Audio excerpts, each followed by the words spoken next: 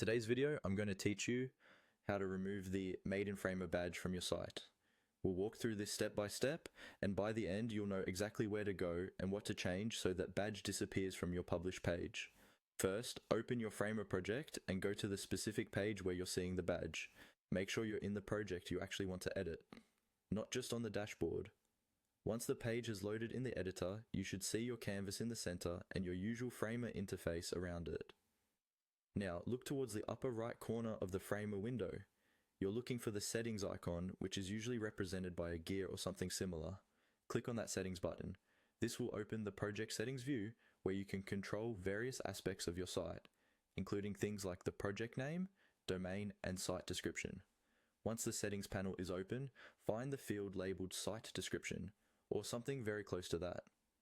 This is the text that often appears in your site's metadata and can also be used by Framer to automatically generate or attach certain elements, including the Made in Framer badge in some templates. To remove the badge, simply clear out this site description field. Highlight all of the text inside that box and delete it so the field is completely empty. Before you move on, double check that there are no extra spaces or characters left behind. It should be a blank field. With the description cleared, the change isn't applied yet. You need to save it.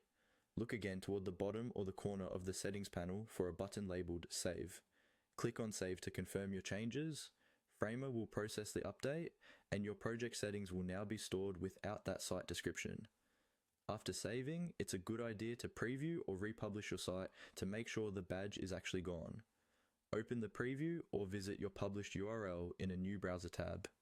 If everything was done correctly, the Made in Framer badge should no longer appear on your page.